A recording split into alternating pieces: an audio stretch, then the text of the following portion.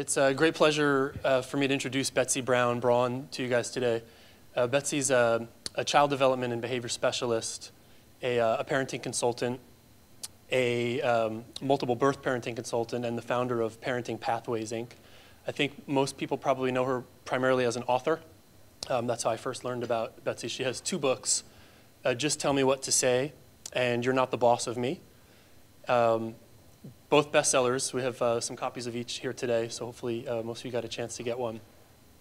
They're great books. They're really sort of practical tips and scripts for every sort of parenting situation you might find yourself in. In fact, I think that's literally one of the subtitles for one of the books.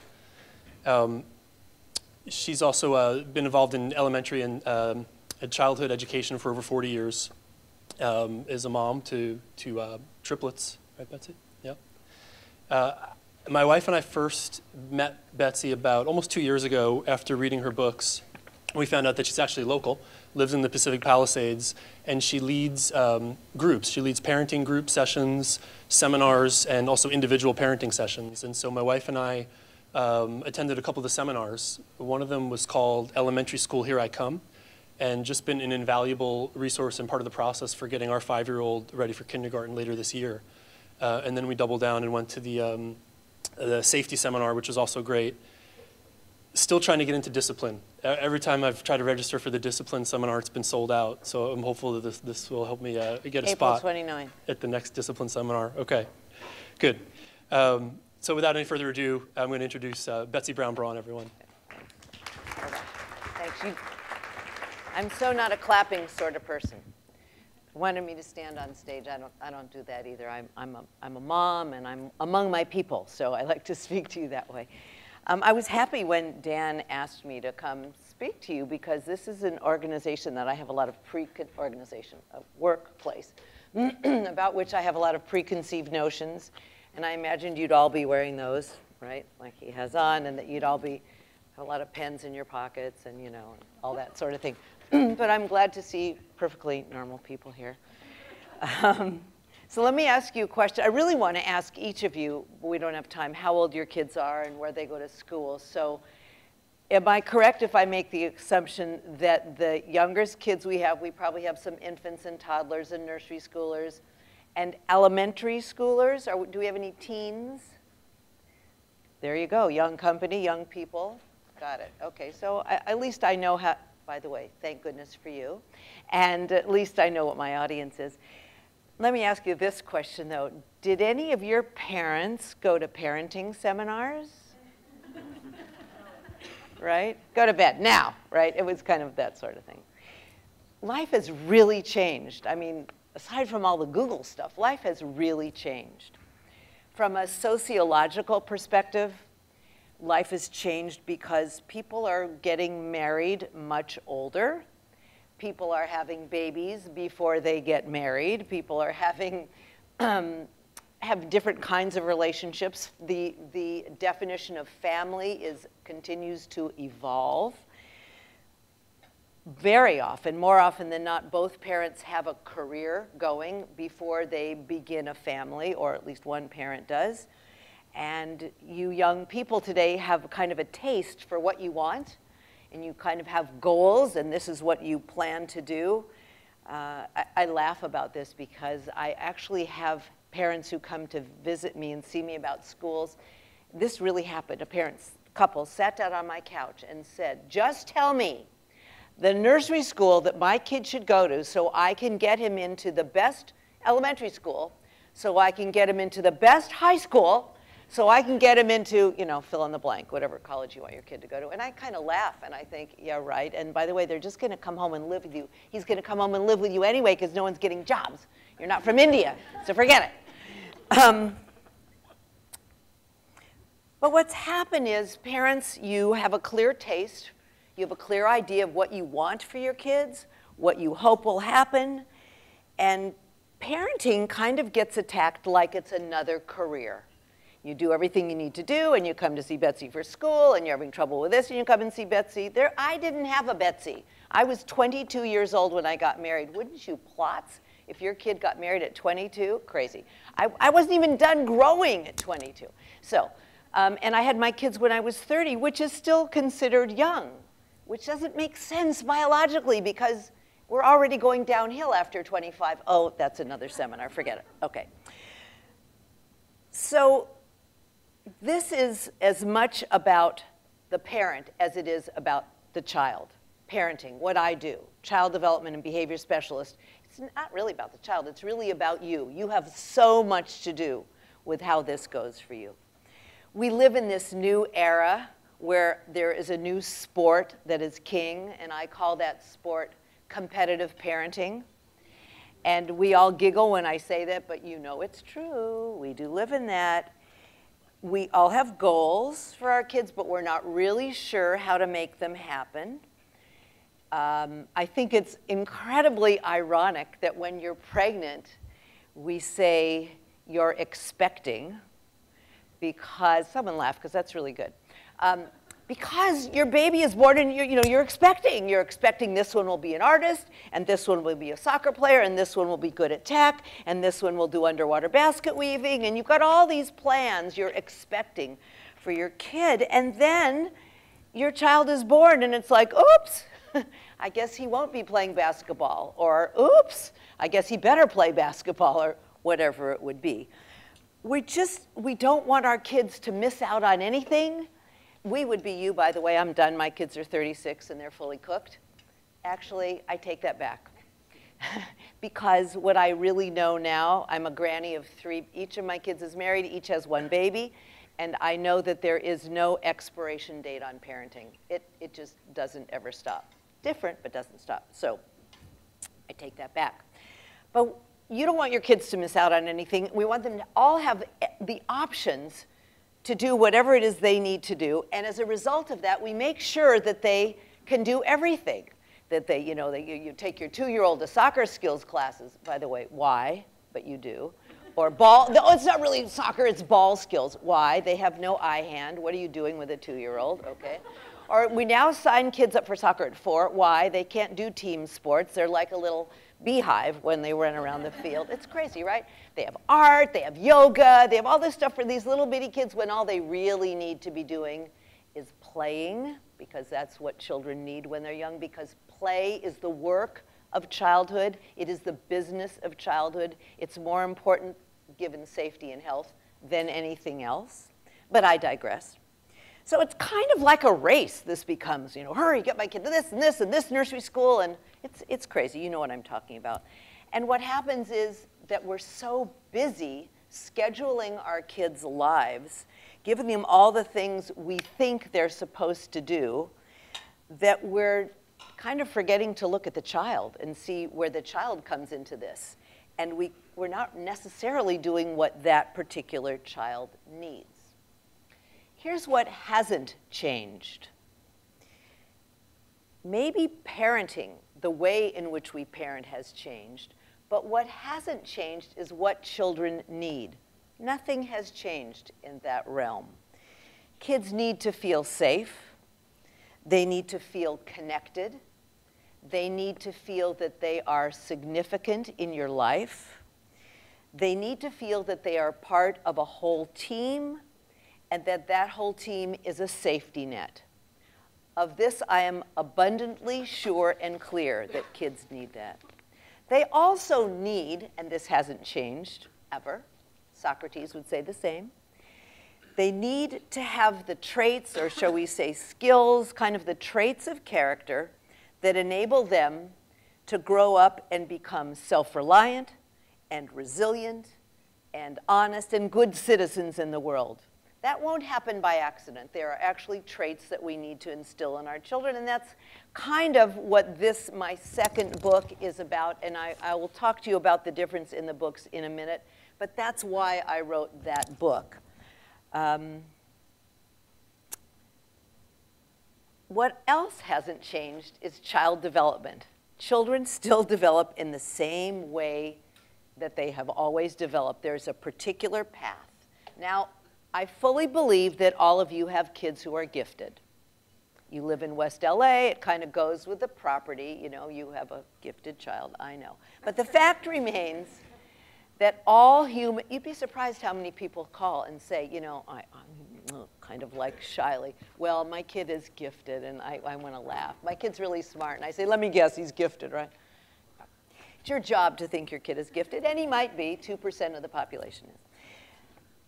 The fact remains that all human beings, when born, have to go through a series of predictable stages of development in every single realm, one before the other, one foot in front of the other in order to grow up, cognitively, socially, emotionally, physically, large muscle and small muscle. They must go through them. You don't get to just start your kid here and say, okay, buddy, run. You've seen it. It doesn't work that way. And while it may happen at different times for different kids, the progression remains the same. I laugh when I see parents, you know, there was this thing a while ago where parents were doing flashcards for kids, babies, holding up the word cow, you know, every 1 minute, every hour, cow, cow, cow. And pretty soon the kid looks and goes, yeah, whatever. He can't even talk, but he's going, yeah. As if that's going to mean the child is reading. There's so much that has to happen cognitively, developmentally in a child for him to get to any one of these stages. But we're so busy planning their little lives that they don't get to pass through those stages because we're too busy doing underwater basket weaving when they should be climbing trees. The child has to be in balance. Everything needs to develop and grow because we want our kids to be in balance. Here's a good example. I've been the director at many schools. I opened a very large school. I've done a lot of teaching, all that stuff. And once I had a child, I was directing a nursery school. Nursery school and preschool are the same thing. I just don't like the word preschool. I had a child, a mother came in, he was 3, and she said, you know, Betsy, my child is really, yeah, definitely. And I said, great, I'm sure you're really happy. Well, I really want him to be in the 4-year-old class because he's really, yeah.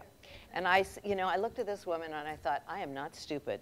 I'm not going to argue with this woman. I don't care. I'm going to let her fall on her face. So after she was convincing me that her kid was gifted, I said, you know what? Let's give it a try. So I took this little tiny titzel of a 3-year-old, this sweet little monkey, and he went into the 4-year-olds. Now, how many of you have 4-year-olds? Okay, 4-year-olds, right? The effing 4s. They're monsters. Oh, they're crazy 4-year-olds. 3-nagers, effing 4-year-olds. You got it. Okay. So this little boy goes into the 4-year-old class, looks around, crawls under the table. Second day comes to school, plays a little while, crawls under the table. We went through approximately 7 or 8 school days of crawling under the table. And then he came out a little while, but the end of the story is 3 weeks later, the mother came to me and said, I'm wrong, he should be with a 3-year-old. Because socially and emotionally and physically, he wasn't ready. It doesn't matter how gifted your child is. Children need to be in balance. And this is not something you can hurry. Every child is born with a timetable, and we've got to move them along in the way they're supposed to move. He is supposed to move. Let's talk for a minute about that connectedness thing I referred to when I talked about what kids need. It sounds really obvious, right? It sounds simple. Well, of course, your kid's connected to you, came from my body, he loves me, I love him.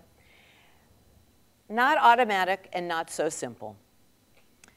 And what's so important about connectedness? Well, let me say that when a child feels connected to his parents, when he feels that he is significant in his parents' lives, when he feels like he makes a difference in your life, he's going to be a good kid.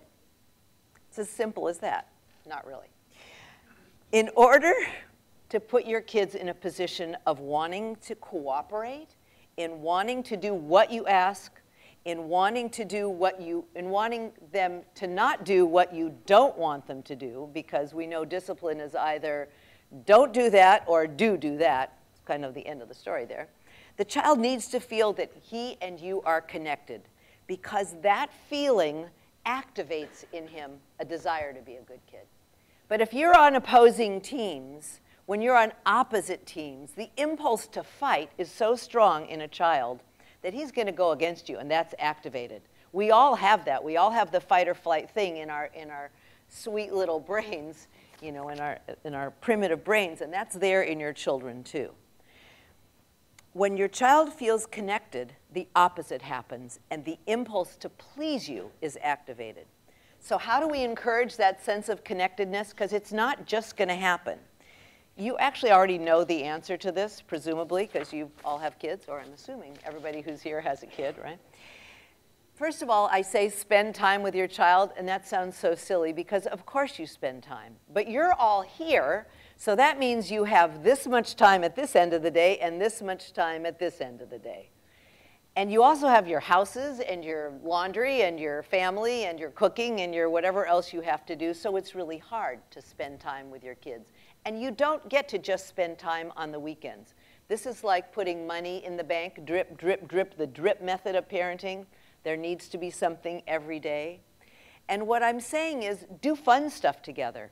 Don't do stuff where you're telling him what to do, or you're taking care of errands, or you're checking things off the list. Kids feel attached to you when you're doing stuff where you're not commenting, criticizing, judging, directing, telling them what to do. Sit down on the floor and say, oh, Legos, or do stickers, or play with dolls or puppets. But just be with your child, because that message says, I want to be with you. You're important to me. One of the mistakes I think parents make, by the way, is trying to fit the child into your world. And I mean this for when your kids get older. You need to fit into your kid's world. If you don't know anything about Legos, you better find out. If your kid loves baseball and you've never, you need to get into it. You need to join your child in his world. It's not his job to join you in your world. Yet. Okay. Have real conversations with your children. Now, I realize that only a couple of you have 4-year-olds, and so there's probably, we're not talking about how you talk to kids when they're teenagers. It's a lot easier. But I'll tell you the story of a client of mine who had a little boy, age 7, who said to her, Mom, you never talk to me. And she looked at him and said, what are you talking about? I always talk to you. And she said, no. He said, no, you never talk to me. She said, oh, don't be silly. I talk to you all the time. He said, you don't. You don't talk to me. She said, what are you talking about? I talk to you. We're talking now. He said, no. You don't talk to me like the way you talk to Dad. He said, when you talk to Dad, I know what you're imagining here. I don't mean that. When you talk to Dad, first Dad says something, and then you say something, and then Dad says something, and then you say something. And he said, yeah. She said, well, that's having a conversation. He said, we don't have a conversation. You're just always telling me what I have to do next. I thought that was pretty heady stuff. That's what I mean. Connect with your child. Stop directing and telling, we got to do this, hurry up, we're going to be late, get to school, get to the babysitter. We need to connect with our children. They need to feel like what they say is important to you, makes a difference, that you hear them. Your job is to be a container for your child's feelings. So when your child comes to you and tells you something, most people, men, sorry men, but it is true, when your child comes and tells you something, you try to fix it, because that's what guys do. And women, less so, but when it's your child, we do it. It's, when ladies, when you sit down with a partner and you say, oh my God, let me tell you what happened today, da-da-da-da, and your partner says, well, did you try with this? And I want to say, no, just listen. Don't talk. Just listen to what I have to say. Your kids are kind of the same way. They don't always want to be told what they should have done or what they should try. They just need to get it out. So listen to your child. When he comes to you and wants to talk to you about anything, I don't care if he's 2 and he's talking about the birdie that just went by or the boo-boo he has, just encourage more talk. Because I can promise you when your child gets to be 11 and 12, he's going to go in that cave and you won't see him for a long, long time. It's hibernating until he's 17. That's when they come out. It's amazing. Treat your children with respect. I am often, always asked, yesterday when I did a show for the Hallmark program, that was one of the questions I was asked, well, how do you instill respect in a child? My first answer to that is, well, do you treat your child with respect? Do you speak respectfully to your child? Maybe, maybe not. I can't tell. I don't know you. But I've heard an awful lot of disrespect. Just recently at Ralph's Market in the Palisades, a woman turned to her son and said, what's your problem? And I just stood there thinking, did you really yell that at your child? First of all, he doesn't know what his problem is, and you're being irritating, and oh my gosh, what a mess that is. I should have given her my card. Here, see me. She probably would have yelled at me. I would have hated that. The same respect you show your child will come back to you. Talk to him with respect. Talk to him in just the way you want him to talk to you. Talk to him the way you would talk to your friends. We treat often our friends and our extended family more kindly and more respectfully than we speak to our own children. I'm not saying say please and thank you. I'm talking about your tone. I'm talking about how you relate to a child verbally. All children, remember we're talking about connectedness here, so respecting, talking, listening, being a container. All children need very clear limits and boundaries. We're going to talk about this later. Very hard to do because you're tired, it's the end of your day. Good Lord, it's hard, I know. But when you have limits and boundaries and when you follow through, your children will feel safe and they will learn to trust that you will be there for them. The kids who do not have clear boundaries kept, who have parents who do not follow through on their threats, are kids who not only don't feel safe, but often get in trouble in school. Just a little thought I would give you. There are going to be difficult times. There are going to be bumps in the road. There are going to be challenges to your parenting. That's what all of this is about. And your child is working really, really hard to become himself, whatever that is. But I can promise you that becoming yourself means he's not going to become you. He's going to have to separate from you. And oftentimes, being separate from you means going against what you are saying, not agreeing with you, defying you, being disobedient. One of my kids used to say to me when I would use the word behave, he would say, Mommy, I'm going to be not-have. That was pretty great. By the way, he turned out okay. That kid's really an okay kid. So this connectedness will happen if you don't take their icky behavior personally. This is not about you, it's about your child. But it is about you because the way we respond to our children and the way we talk to them and the time we spend with them feeds our connectedness, feeds their sense of significance, and helps them to be better kids. All right. Let's talk about my books for a second because that's why I'm here, just for a quick moment. This book, Just Tell Me What to Say, is a book that my publisher made me say, well, put for 2 to 6-year-olds. But the truth be known, this book is really for parents of kids of all ages, and it deals with discipline and food issues and sibling issues and stuff like that. And then it's how do you talk to your kid about death? If you have a 4-year-old, you should be there about now. 4-year-olds all want to know about death. How do you talk to your kids about sex? They're all going to ask where babies come from. You better know the answer to that. How do you talk to kids about earthquakes? We talked about that. How do you talk to kids about serious illness? Somebody's going to have something bad. So this is a very practical book kind of aimed at the younger child, but good for all. And this is the book I referred to before that talked about inculcating your kids with character traits. Let me just say my books sound just like me when I talk. They're not haughty. They're not terribly cerebral. They're logical. It makes sense. Hands-on tips and scripts. OK, moving on. Done with a hard sale. I think that self-reliance is one of the most critical traits we can inculcate in our kids of all ages. Because when a kid is self-reliant, he feels good about himself.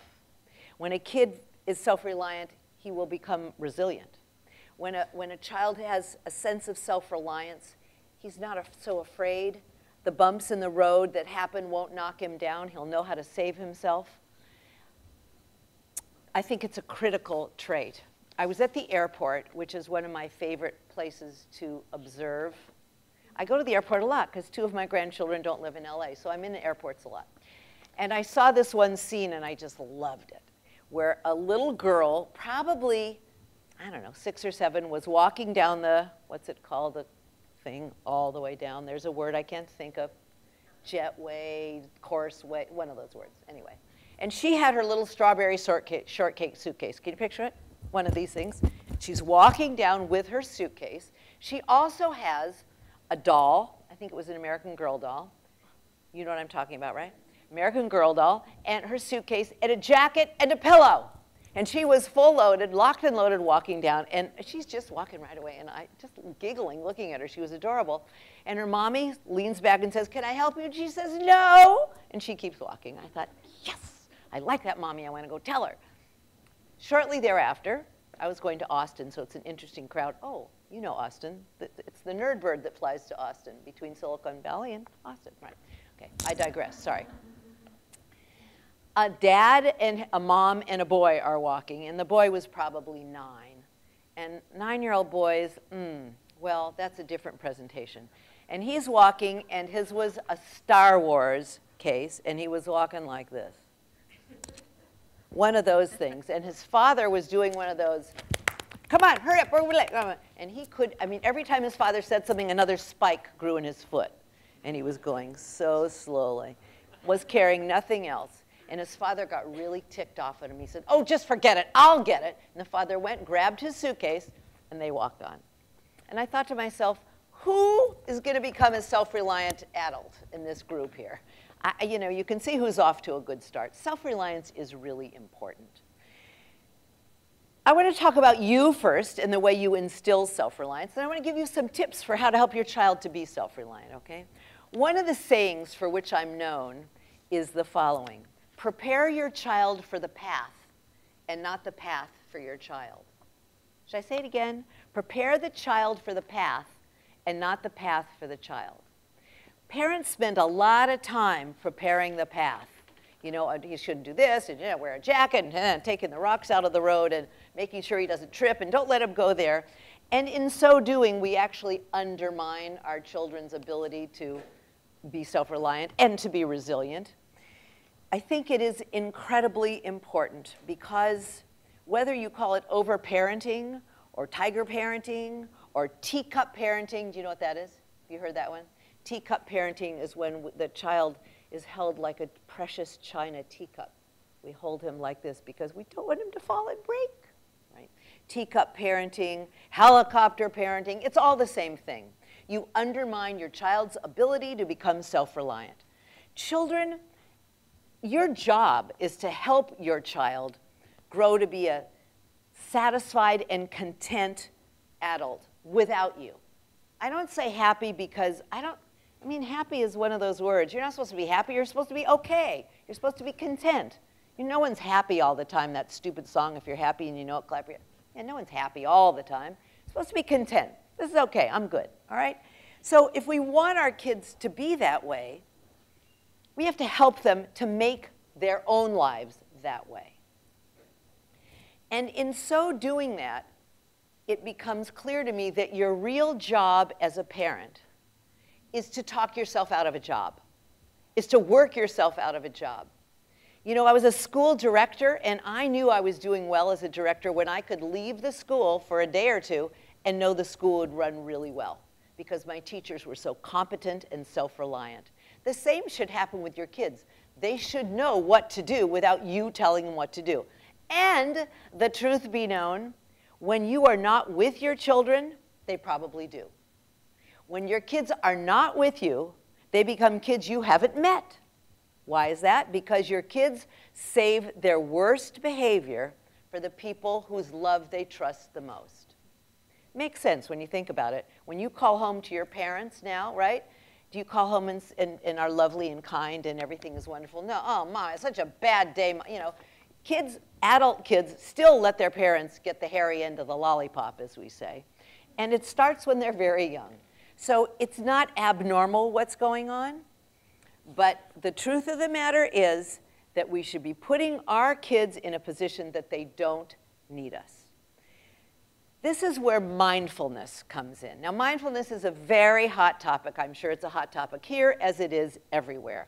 We've got lots of people in my field who are talking about it.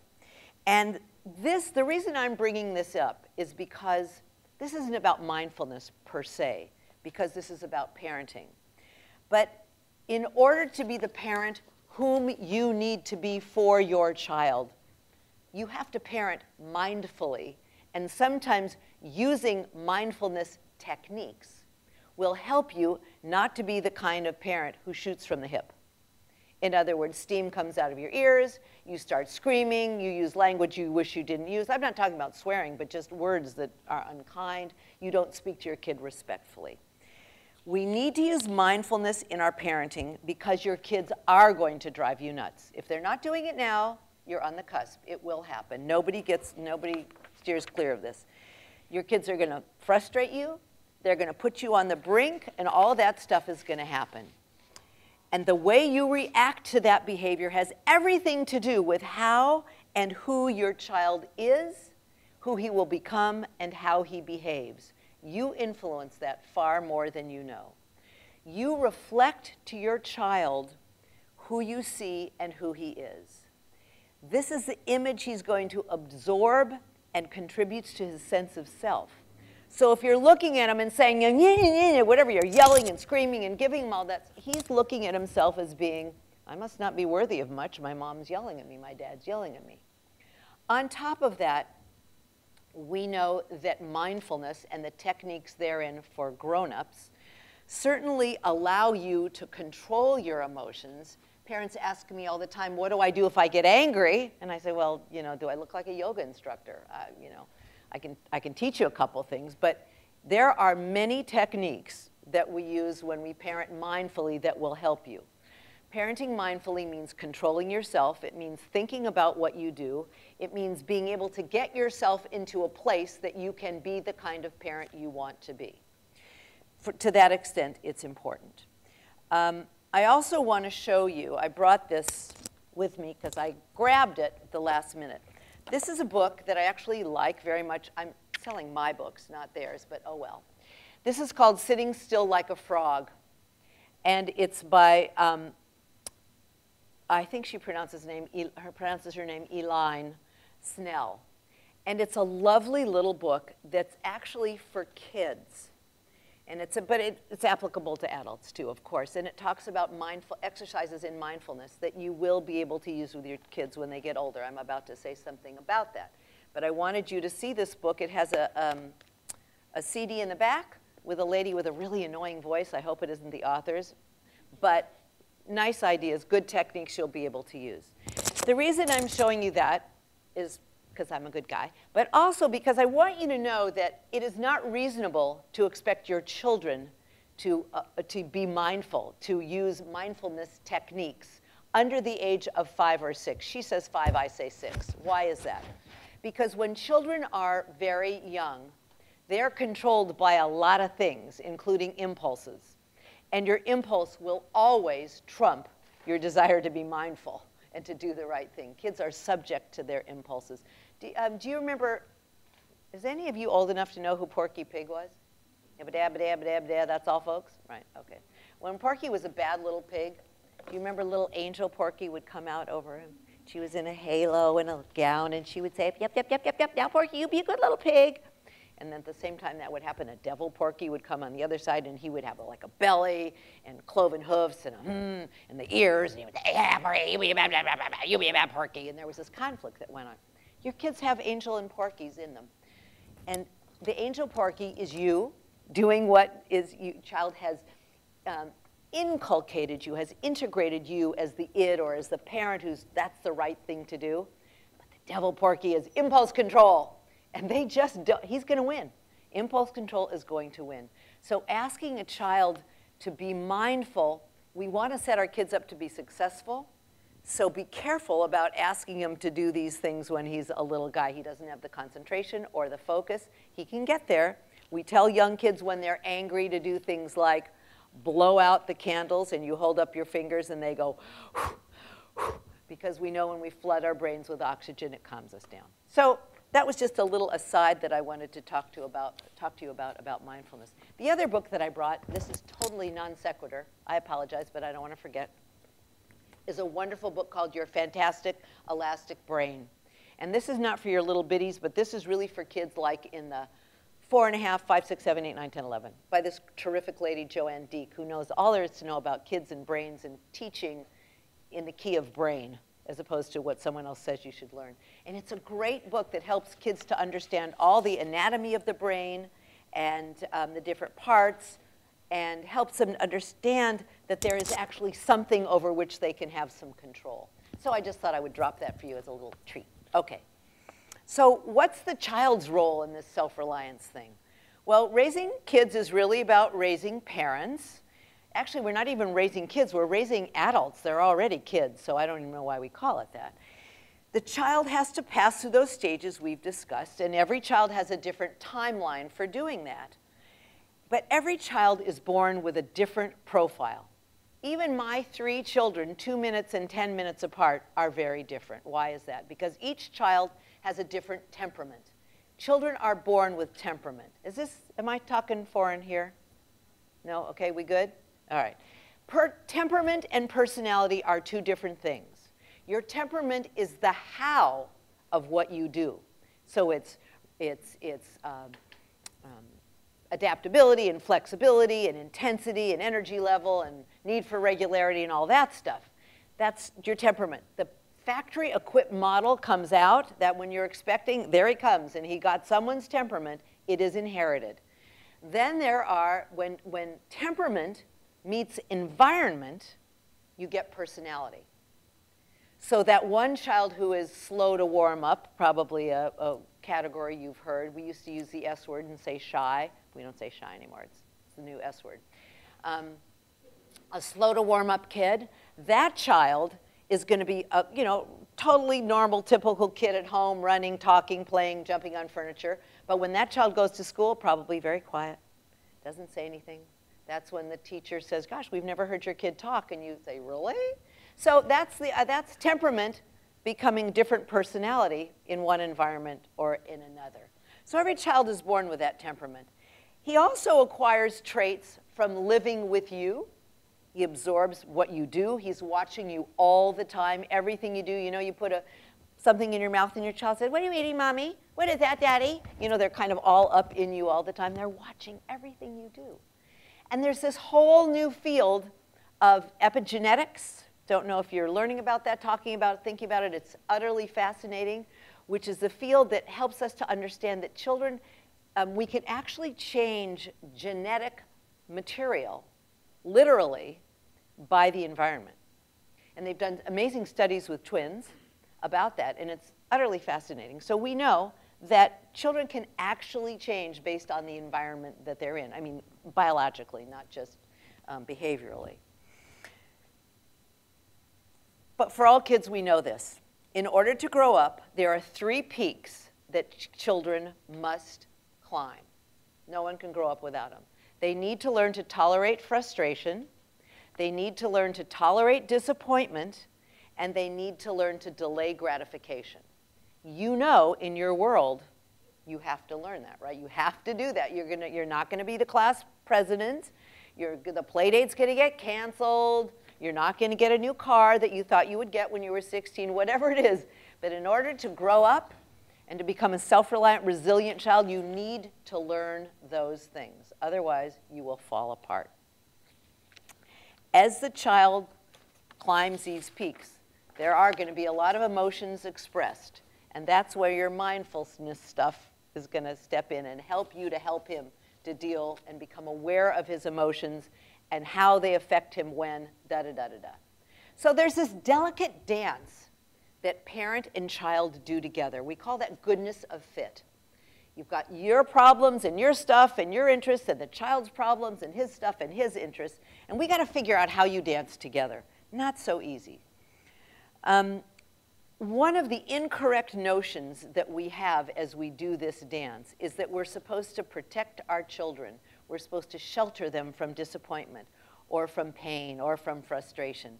But the truth be told, it is through experiencing these very things that your kids grow the ability to be in the world.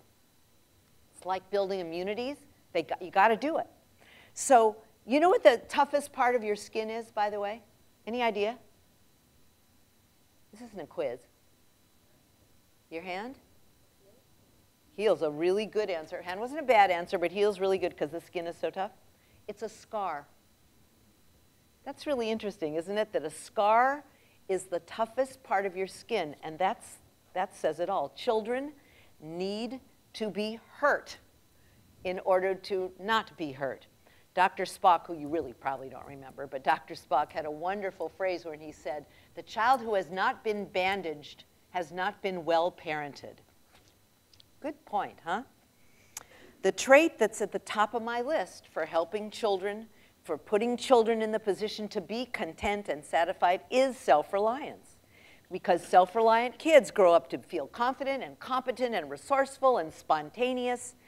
And the two critical points you need to learn as we talk about self-reliance, just for a bit more, are number one, you may not hover over your child. Hovercraft parents do not raise self-reliant children. So you need to back off. Children need space between you. The second thing is you need to tolerate your child's unhappiness. It is so hard when your child is sad. I don't care how old, my kids, when they're unhappy, you're only as happy as your least happy kid. You know that. So, but you've got to learn that your child needs to be unhappy. He needs to be frustrated. He needs to be disappointed. Stop trying to fix everything. Because your child will learn as you go back and say, you know, this morning you were so upset. You were so angry at me because I said you couldn't, whatever, whatever. And now look at you, you're fine. You got through it. And they have to learn that that's going to happen in life, and they'll get through it. Here are a few tips, quickie tips. How are we doing? Are we good? Okay, a few tips for encouraging self-reliance in your kids. Number one, your daily life should be filled with rituals that do not change. Parents who aren't organized or don't have the business of daily life organized, they do not teach their kids to be self-reliant. Because knowing the way things are done enables your child to do them for himself. I always brush my teeth after breakfast. I can never, you know, take a bath before I do whatever. Your life should be filled with rituals, whether it's going to sleep at night or the way you have breakfast in the morning or how you go to bed. A ritual-filled life helps children to let go and be self-reliant. Number two, we need to create systems in your house that encourage self-reliance. So you could make, with your child's help, you could make a pictograph if he doesn't read. Your little ones don't. That says, you know, that has a picture of a toothbrush, has a picture of a jacket, has a picture of a backpack, and hang it by the back door. And when you say to your child, have you done everything you need to do? He can look at it himself. You need to put things in your house that help him to be self-reliant, like have little bitty pitchers for milk. You shouldn't always be pouring milk for your child. They learn in nursery school at 2.5 to pour their own juice. They don't do juice anymore, sorry, water. So why aren't they pouring their own stuff at home? Have a basket of snacks you've already put in little plastic bags, keep it in the pantry, and then say to your child, help yourself to a snack. So he's not always saying, Mommy, get me, Mommy, get me. We want our kids to be self-reliant. Allow your child to do things for himself and then accept the job that he does. If he has put his towel up, he has hung up his wet towel, first of all, glory be. And second of all, if it's hung up poorly, leave it. Just straighten a little bit, leave it. Let him know he's done it. Accept the job that your kids do. You know, my husband folds our laundry every Sunday. I'm so lucky. We've been married 43 years. I wash it, he folds it. We're in a great place. He never quite folds my unmentionables the way I like them folded. I've never told him, oh my God, can't you do a better job folding my undies? No, when he's gone, I just quietly refold them and I put them away. Because I want him to continue to fold my laundry. Do you get what I'm saying here? Okay, same thing goes for your kids. Your job is to be a consultant, not a director. Stop saying to your kids, do this, do this, do this, do this. Let your child come to you, give him suggestions, but stop directing your child. We want your kid to be self-reliant. Teach your child how to make decisions for herself. Instead of saying, it's a cold day, wear a jacket, which is what most parents say, you could say, why don't you go stand on the front porch and see how it feels before you get dressed? You could say, you know, you want to look at the paper? Let's see what the weather forecast is. Instead of saying, take a jacket, it's going to be cold. We're teaching them to take care of themselves. Model how you make decisions. Do you know that our kids never learn how we make decisions? Because they don't hear us thinking about it.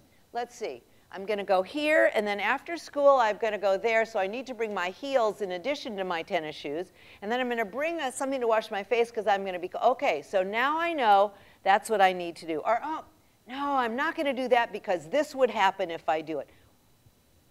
Out loud. Let your kids hear you thinking, because that's how they learn to think.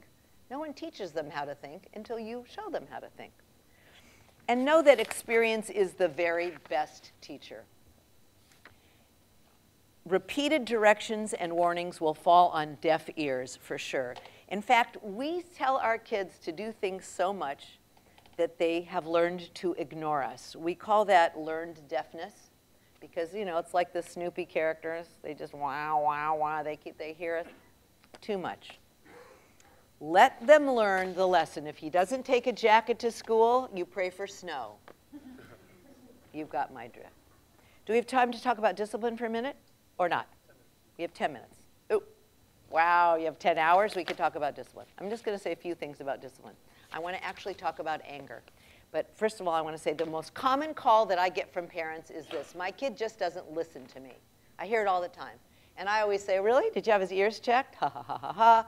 It's not a problem of listening. It's a problem of not obeying or being defiant or being obstinate, but it's not a listening problem. So let's stop saying my kid doesn't listen, for starters. The idea with discipline is that we're trying to teach our children. The word discipline does not mean punishment. It doesn't mean hurt, make feel bad, make cry, shame, embarrass. It means to teach or learn. The word discipline is from the Latin root word disciplere, and yes, I did take Latin, which means it's about knowledge, like what discipline were you in college, or disciple, get it? So we're trying to pound our kids to do the right thing. Why do I always have to tell you to whatever it is? Oops, sorry. And that's not how it works. The way that we help our children to cultivate self-discipline so the child will do the right thing is by using logical consequences. And my yellow book has a whole chapter about this, but the single most common mistake that we do, number one, is we threaten too much. Number two is we don't give children warnings about what we expect them to do. And number three is we are bad at following through, okay? Warn, warn, warn, and then we don't follow through. So you want your kid to get ready for school, you're clapping your hands, screaming at him to hurry up, and you've got the keys, and you're saying, get your shoes on, and you shake the keys, I'm gonna leave, I'm leaving, okay, hear me at the door, shake, shake, shake. And then the child comes running to you with his shoes, and he says, I'm coming, and you don't leave. And what does he learn? He learns that he has parents who have no cojones. So what I would say to you, parents, is you need to learn to discipline, to teach children using logical consequences. That means consequences that are related to the misbehavior. If your child is late for school, the punishment, whatever that means, is not that he doesn't go to Disneyland on Saturday, or that when he hits his brother, you're not taking away his favorite fire truck, or when he doesn't eat his food, he's not going to get a story at bedtime. Whatever your consequence is, you tell the child what you expect, you tell him what the consequence will be, you expect for it to happen. If it doesn't happen, you impose it right then and there. There are logical consequences, there are natural consequences, and there are illogical consequences. An illogical consequence is when it has nothing to do with what's just happened. You know what? I don't like the way you talk to me. No dessert tonight. What? What's that? Right? Crazy. A natural consequence is when you don't have to do anything at all. When my son left his water rocket out, and I said, better put it away, our dog will eat it, and he didn't, and he came out the next morning, there was plastic all over the lawn. Natural consequence. I didn't have to do anything, including I didn't buy him a new water rocket. He learned about plastic. And by the way, if you have more than one kid with discipline, it's great. We have this thing called ambient learning. I made up the phrase, because the other two of my kids put all their stuff away because they didn't want PD dog eating their rockets either. Okay, so how interesting is it that my presentations are all about parents and parenting, and yet I'm a child development and behavior specialist? Kind of interesting.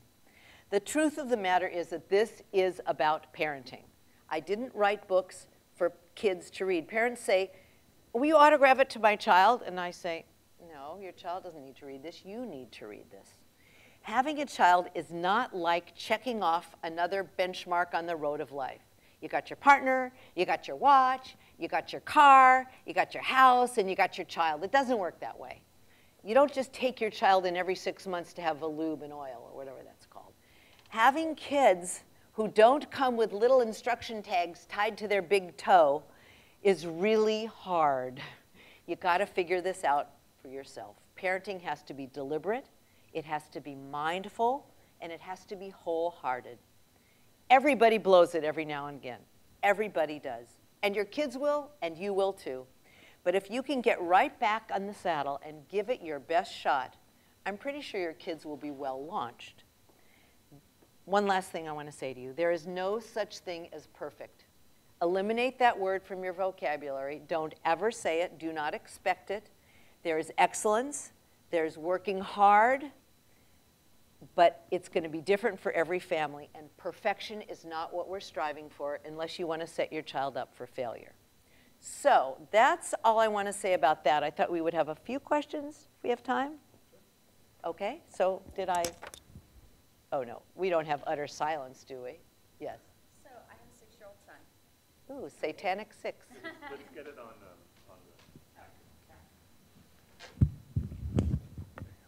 So I have a 6-year-old son. Yes. He's at a STEM-based LAUSD school, brand new. We feel very lucky because I hear it's not a typical LAUSD school, down in Playa Vista. And the school's great, but they're like overly helpful, these eager new parents, new school.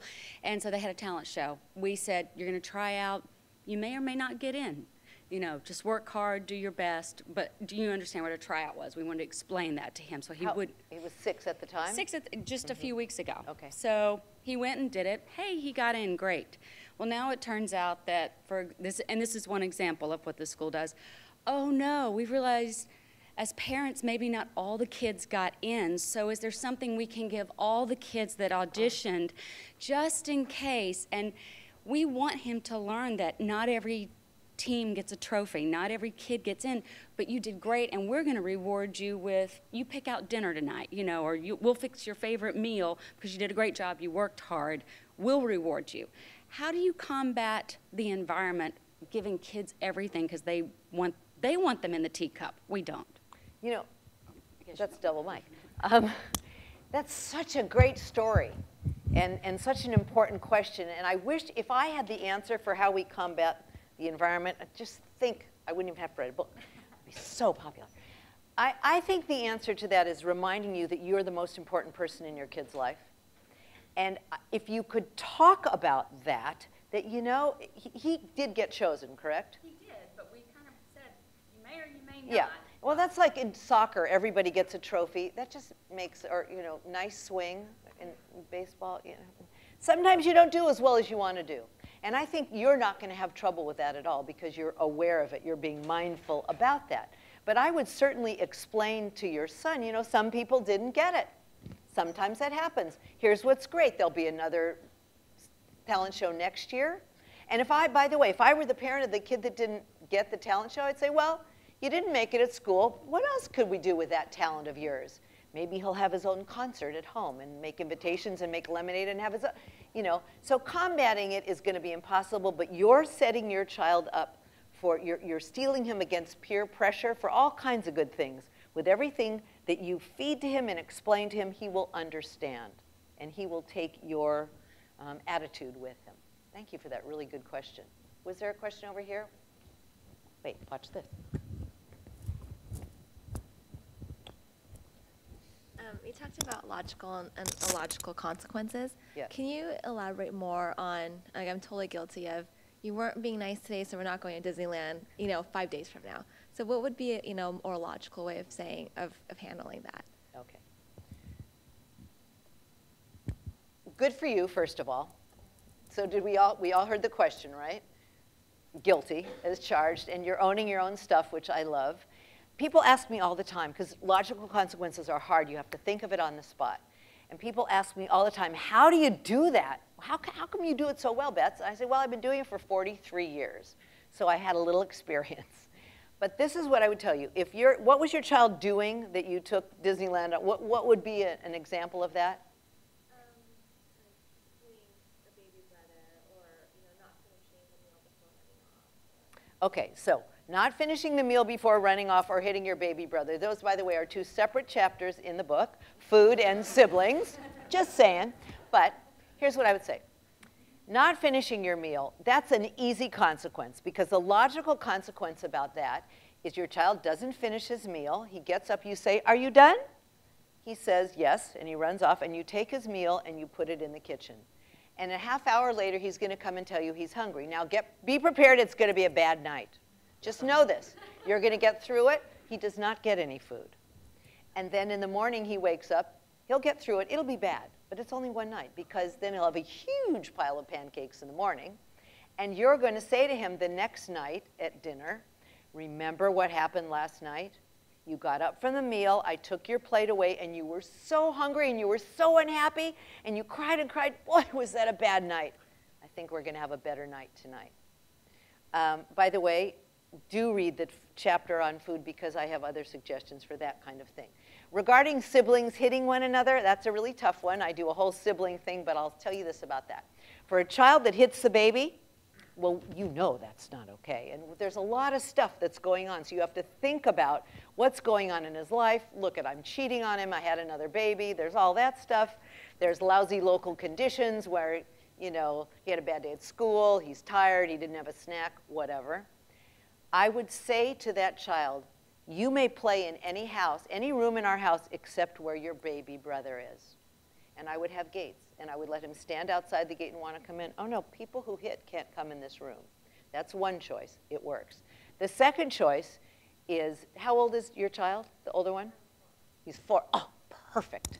Because then you can say, when he hits the baby, you now pretend you're the baby. And you say, you're with the baby, "Oh, Jeremy, we don't like it when Steven hits, do we? We don't want to be with someone who hits." And you pick up Jeremy, and you go in your room, and you close the door. And now Jeremy is at the door, lying on his back, kicking your door as hard as he can, ready to, he's miserable. And when he gets to this point, because you know how the kids, when they're crying, they can't breathe, right? When he gets to that point, you open the door and you say, "Oh, are you ready to be with your brother without hitting? Oh, great, then we can be together." Yes, wait, yes, then no. So I think I heard you relate boundaries and feeling safe and following through on threats. Was I right in hearing that? Yes. Would you please say it again so that I can understand it clearly this time? Okay. Okay. Were you not listening? I was listening. Kidding. You said like 4 one-liners in there, and okay. yeah. It's what you need to do with, well, first of all, there's a million things you have to do, but the common mistakes that parents make are that they don't give kids warning, and that's the one that you missed. Whenever you want your child to do something, you always go over to him and you say, "In 5 minutes, it's going to be time to put the Legos down and put your shoes on." And you don't end that sentence with, "Okay," because you're not asking permission. You say, "Did you hear what I said? Do you copy, Red Ryder?" Whatever you want to say, something that he will then answer you and say yes or no or whatever. Then you come back in 5 minutes and you say, "And now it's time," sorry, "now it's time to put your Legos down." And if he makes a motion towards that, because it's really hard to stop doing something you like to do and then do something else, even if you love your bath, you really love your Legos too, okay? So you then, if he makes a motion, you help him. "Come on, let's save these Legos. You can do it again in the morning. We'll put a sign on it, don't touch, da-da-da-da-da." And then you go in, and you, if he doesn't make a motion towards doing it, you say, "If you come to your bath now," get ready for a logical consequence. "If you come to your bath now, then we will have time for 2 books. Because children, children always have 2 books, not 5, 1 for each hand, 2. Why do you have 2? So you can take 1 away, okay? You get 2 books. So if you come now, you'll have 2 books. If you don't, logical consequence, we won't have time for 2, we'll have only 1. Okay? So we warn, we state what the threat is, and then when he doesn't come, you say, "Okay, I guess we're only having 1 book." Follow through. So following through on the threat is enforcing the boundary? Absolutely. And why would you ever threaten with something you can't do? Don't ever threaten with something you don't want to do. When you've been waiting to go to the beach, you say, "Okay, if you don't brush your teeth, we're not going to the beach," which would be ridiculous. And you've been wanting to go all week. Why would you say that? Get it? You'll learn it, I promise. Read my books. Enjoy. Thanks for coming. See you another time.